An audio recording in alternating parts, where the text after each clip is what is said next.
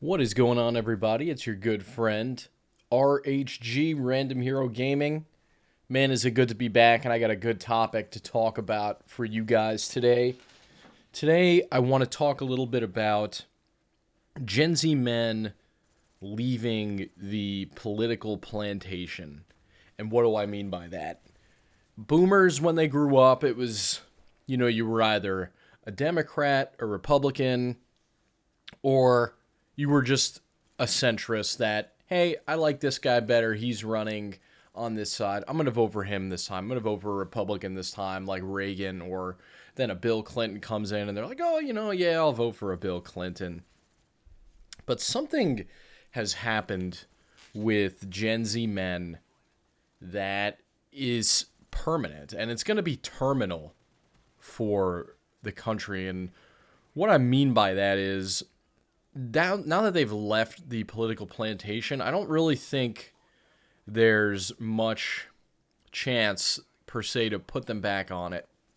And I'll tell you a little bit more about what I mean to clarify. So I I saw an article the other day about political affiliation by gender in Gen Z.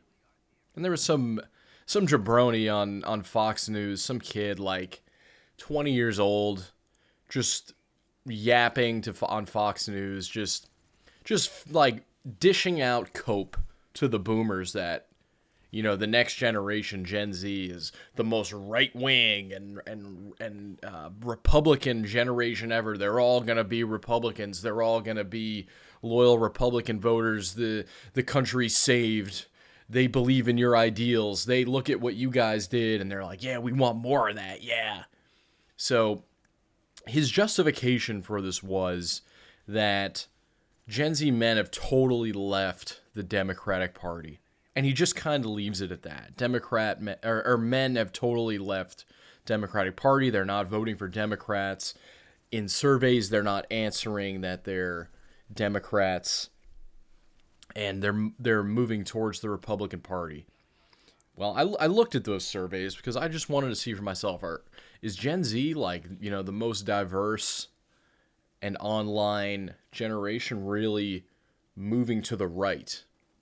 And that's sort of the political plantation. You're either right, you're either left, you're Republican, you're Democrat, and that is when they've got you. That is boiling frog to a T.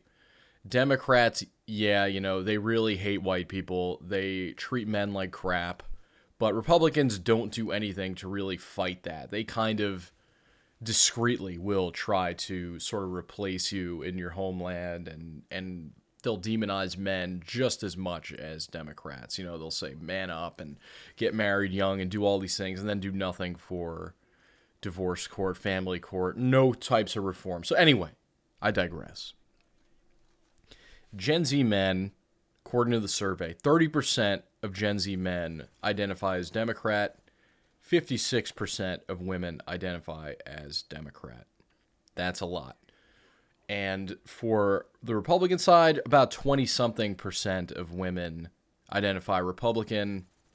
And for Gen Z men, it is 30% as well. So it's pretty evenly split for Democrat and Republican for the men. But the most alarming thing, I think, on that survey, that is just a glaringly obvious thing, is that most Gen Z men fell into the category of independent. And by independent, boomers and maybe some millennials, Gen Xers, when they think independent, as I said earlier, they think it's someone smack dab in the middle. Oh, I really like what the Republicans saying this time around. I think this country needs a Republican. Oh no, I really like the Democrats. It seems like right now we need to really focus on healthcare. I'm going to vote for the Democrat. That's what they think independent means these days. And if you're in these circles of Gen Z men and you talk to Gen Z men are hitting almost 30 now. Earlier millennials like me who are literally on the borderline. I feel like I identify more with Gen Z, But we're getting into our 30s now. And 30 is like that milestone. Like, it's not so much a milestone anymore, but it's always been sort of the barometer for, do you have your shit together?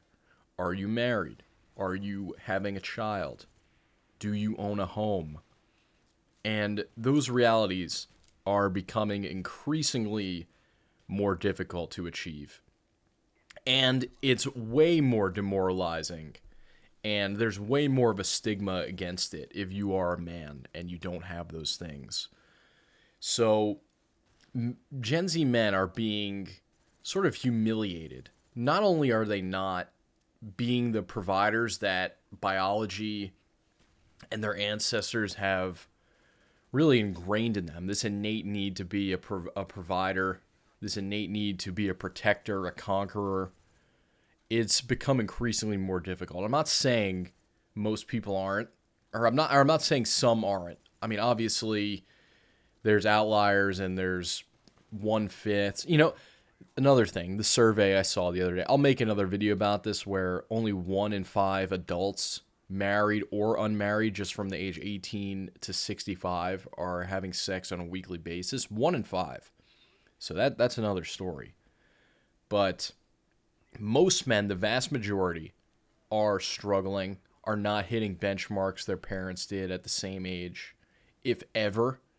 And that's a scary prospect not a lot of people can live with, especially men. It's not something that you are... And again, people throw out the word cope. Cope, you're coping with this, you're coping with that. There's nothing necessarily bad with coping. I think we all cope in a way that, eventually you'll be forgotten. Your name will be uttered for the last time. It's going to happen to everyone. That's a scary thought, but the ability to cope with the fact that it's going to be very hard, if not impossible, for a lot of us to reproduce should we choose, or to get married. So we turn to political extremism. I don't like that word. It's like, it makes it sound bad or evil or dangerous. But when, to go full circle here, when I go back to most men being independent, Gen Z men being independent, that means not the traditional independent in the middle. It means further to the right than what the Republican Party is offering, or further to the left than what the Democratic Party is offering. And that is where most men are falling into, and increasingly so. They've realized, as I have, who grew up voting and paying attention to and voting for Trump and being a Republican because, my dad was, and that was all I really knew. And I know the other side is a lot worse, if not just as bad. It's a pick your poison thing, and there is no more lesser of two evils, because neither side is offering solutions. It's all boiling frog tactics. And if you vote for either side, you feel more comfortable and content, and you take your foot off the gas when your guy's in, and it deviates back and forth. Both sides take their foot off the gas at 4 to 8 years at a time, and by the end of it, things are just worse. It's housing is not more affordable than it was 10 years ago. The birth rate crisis isn't better than it was. It's housing inflation, food, nothing is better. And it's very, very scary, because some people can cope, video games, hobbies, friends, but a lot can't. And they fall into the category of burn it all down. And that's not a place you want most men to be. But 40% are falling into the independent category. And that isn't your parents' centrist. That's not Joe Rogan. That is, the right is not offering me what I want. They're not working fast enough. They're not moving fast enough. And I'm getting older. And the window for me to do all these things my parents did, or all these things I had goals of doing, is slipping through my fingers. So now I'm going to cope by burning it all down because this didn't work for me. And I'm going to move further to the right or further to the left. Whoever is going to give me the option to burn it all down quicker is who I'm going to side with. And that is where you find a lot of Gen Z men today. If not now, they will reach that point if the politicians don't throw us a couple bones.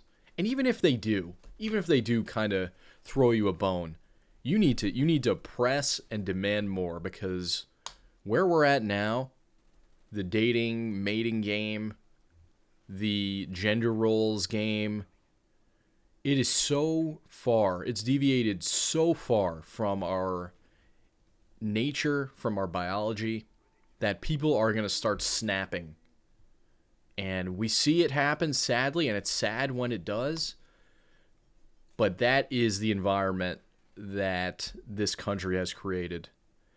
Anyway, that's all I wanted to get off my chest for today. A little bit upset with just politics and way things are going. I'm sure a lot of you are. But I always love reading your comments.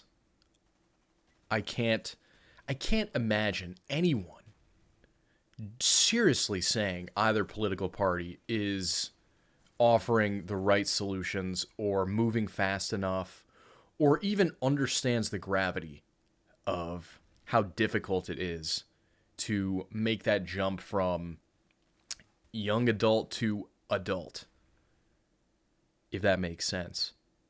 So that's all I wanted to say, guys. The bad men are coming.